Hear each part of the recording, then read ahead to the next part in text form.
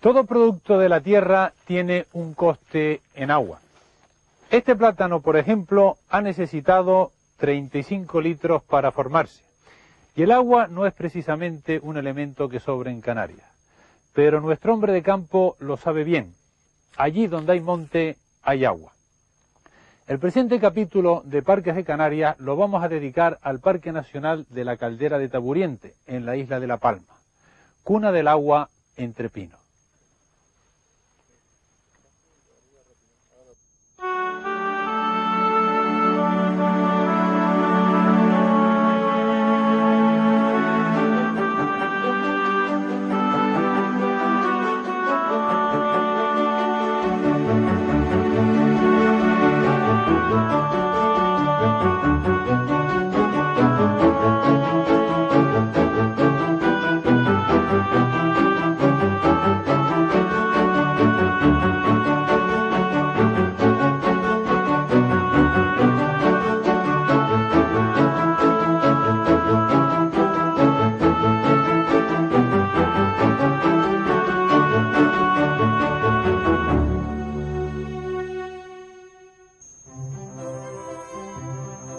Efectivamente, los cultivos necesitan agua, y si hoy son los plátanos, hace 500 años, a raíz de la conquista de La Palma, era caña de azúcar lo que cubría estas fértiles extensiones del Valle de Aridane.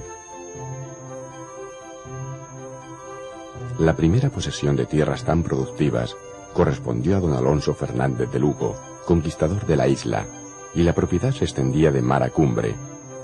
Transcurridos unos 50 años, y después de varias compras-ventas, llegó el momento de realizar la primera partición. Fue don Jácome de Monteverde, hombre intuitivo y práctico, quien dividió entre sus 5 hijos las tierras de labranza del valle, conocidas como de Argual en las medianías y de Tazacorte en la costa. Sin embargo, don Jácome dejó indivisa como una heredad común toda la zona de cumbre. La caldera de Taburiente. El arbolado producía agua, y no debía ser maltratado ni puesto en peligro bajo concepto alguno.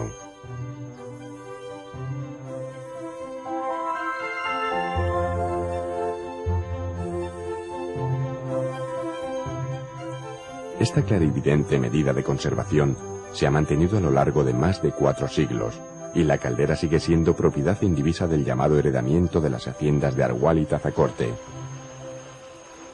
Si al principio eran 5 los hijos de don Jácome quienes se repartían el agua que salía de la caldera, hoy son más de 2000 los hacendados que comparten esta peculiar propiedad, que se cifra y traduce en minutos o segundos de un chorro de agua.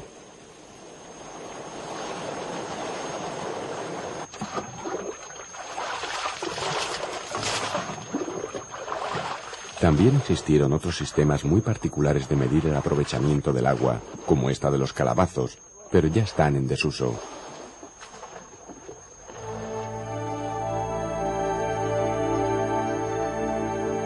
Tradición e historia han hecho posible que uno de los lugares más sorprendentes y bellos de Canarias se haya mantenido intacto hasta el presente, permitiendo su declaración en 1954 como Parque Nacional de la Caldera de Taburiente. Con una extensión que ronda las 4.700 hectáreas, este parque no llega al 7% de la superficie de La Palma. Se trata de un formidable socavón horadado en el mismísimo corazón de la isla, y que desagua hacia el suroeste por el no menos impresionante Barranco de las Angustias.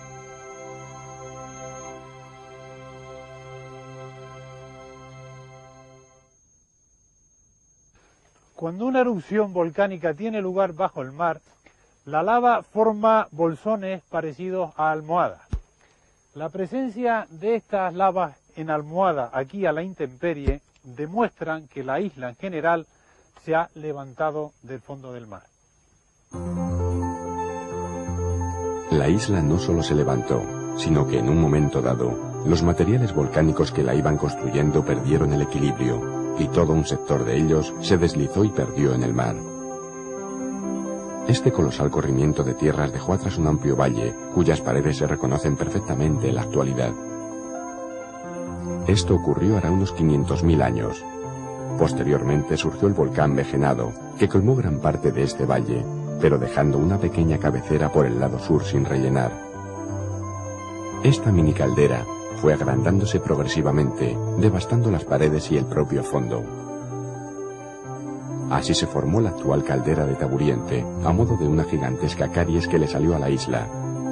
La erosión del agua y los desplomes gravitacionales son los responsables de tan colosal agujero, con 8 kilómetros de diámetro y unos 2000 metros de desnivel máximo. El Teide entero, puesto cabeza abajo, cabría dentro de este socavón sin problema alguno. Las señales de los desprendimientos y de la erosión se ven por todo el interior y paredes de la caldera. El relieve es muy atormentado, pues el proceso de desmantelamiento erosivo sigue en pleno vigor.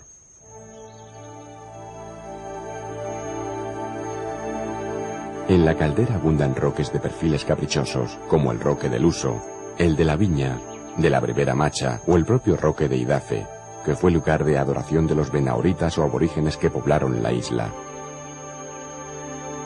En la cima de alguno de estos roques se pueden encontrar cantos rodados, lo que demuestra que el fondo de la caldera se encontraba a ese nivel en otros tiempos. Los materiales volcánicos no son homogéneos y la erosión diferencial es la causante de belleza tan agreste.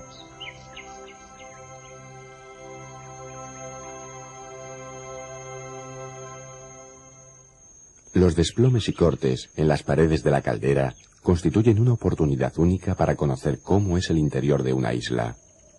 Así se aprecia el apilamiento de las coladas, que aparecen como capas superpuestas horizontalmente, centenares de ellas. También se reconocen los diques que atraviesan estas capas en sentido vertical u oblicuo. Un dique es lo que queda de la lámina de lava que ascendió en su momento para provocar una erupción.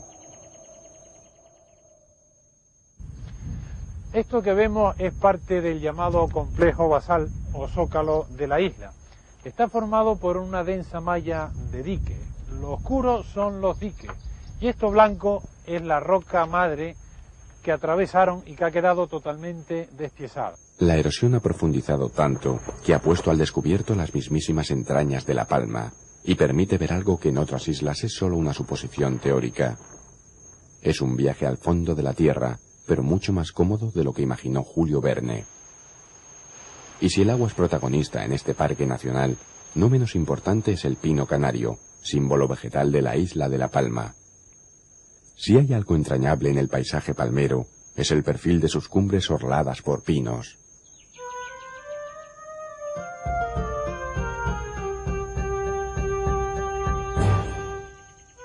La caldera y sus estribaciones están tapizadas por magníficos pinares con la salvedad de las cumbres más altas, los paredones y laderas inestables, y por supuesto el cauce de los barrancos.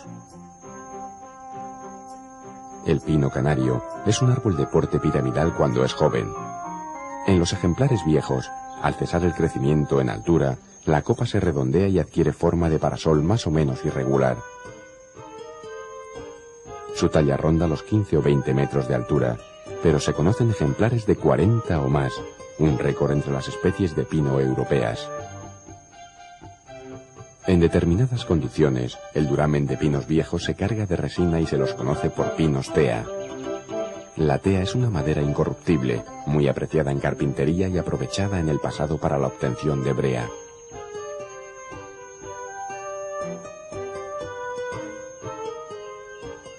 Las acículas del pino canario son muy largas, finas y flexibles, y están agrupadas de 3 en 3 por una vaina basal. Duran 2 años sobre el árbol, y al caer forman los extensos mantos de pinocha que cubren todo el suelo. Las flores masculinas aparecen en el extremo de los ramillos del año anterior, y sueltan el polen de marzo a abril.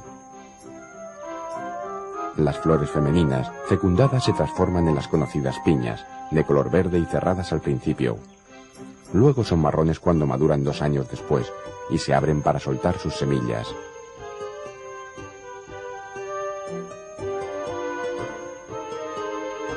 Los piñones, o semillas de pino, germinan sin problema en suelos no excesivamente perturbados. Causa asombro ver dónde son capaces de crecer los pinos. La especie es poco exigente en suelos y cuenta con un sistema de raíces muy poderoso que se aferra al terreno, desafiando a la propia gravedad. Así retienen el suelo y evitan la erosión, como bien intuía don Jacome Monteverde 400 años atrás.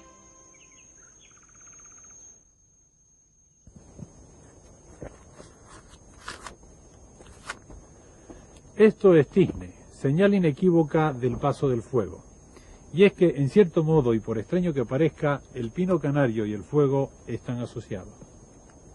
La gruesa corteza del pino, formada por múltiples láminas apretadas, es un buen aislante térmico y aguanta temperaturas de 400 grados centígrados durante 45 minutos. El pino canario es de las pocas especies que resisten el fuego y rebrota enseguida después de los incendios. Estudios recientes parecen indicar que la ecología de los pinares está en cierto modo asociada al fuego.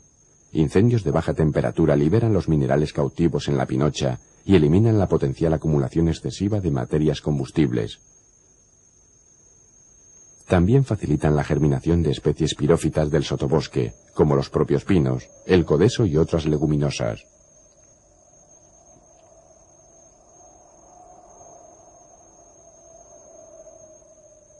Los pinares incendiados se recuperan a los 5 o 6 años, pero esto no debe conducir a la descabellada idea de aceptar o provocar fuegos indiscriminadamente. Ni las condiciones son tan naturales como deberían ser, ni lo es la frecuencia con que hoy se producen los incendios forestales. El fuego es un elemento natural en muchos ecosistemas, pero cuando lo maneja la propia naturaleza, el hombre de momento es mejor que se abstenga.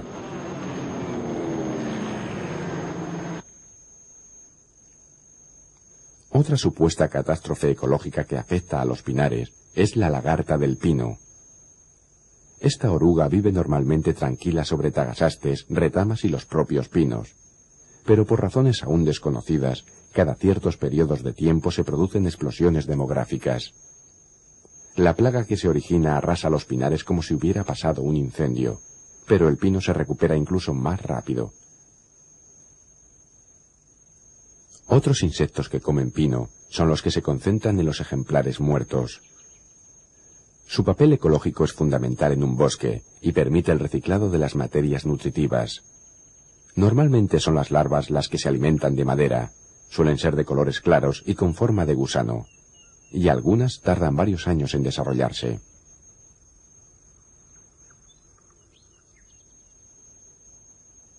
Llegado el punto, las larvas se transforman en adultos, en cámaras bajo la corteza, y a veces se pueden sorprender a ejemplares recién metamorfizados, como este escarabajo del pino, que todavía no ha abandonado el tronco.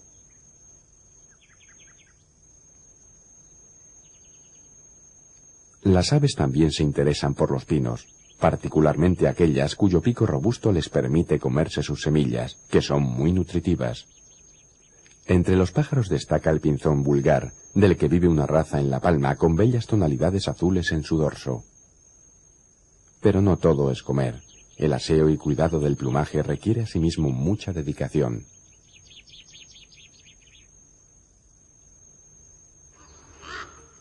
También los cuervos frecuentan los pinares y aprovechan las gruesas ramas de los pinos para instalar su nido.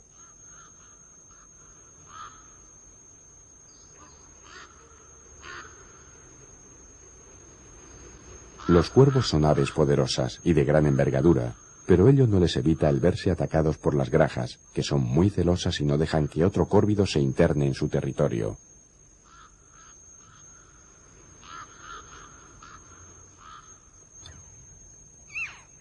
La chova piquirroja o graja, además de semillas, come insectos sobre el suelo o las ramas, y entre ellos a la lagarta del pino. Es un córvido de hábitos gregarios, vuelos acrobáticos y continuado graznar. No habita hoy en ninguna de las otras islas Canarias, aunque se han encontrado huesos fósiles en La Gomera. La graja es el símbolo animal de la isla de La Palma.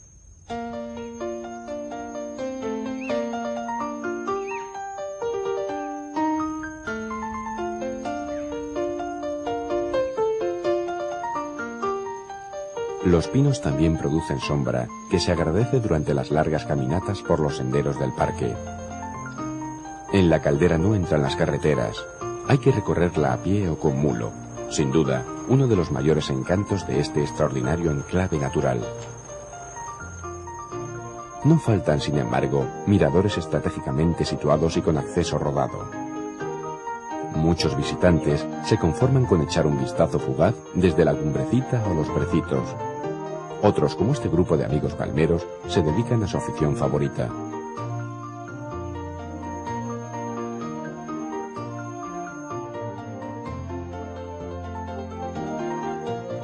La caldera de Taburiente es probablemente el lugar más pintado de toda Canarias. La administración del parque ha establecido una zona de acampada donde los excursionistas encuentran ocasión para reposar, leer un rato o darse un merecido chapuzón en los riachuelos. Son las gratificaciones que ofrece un parque nacional.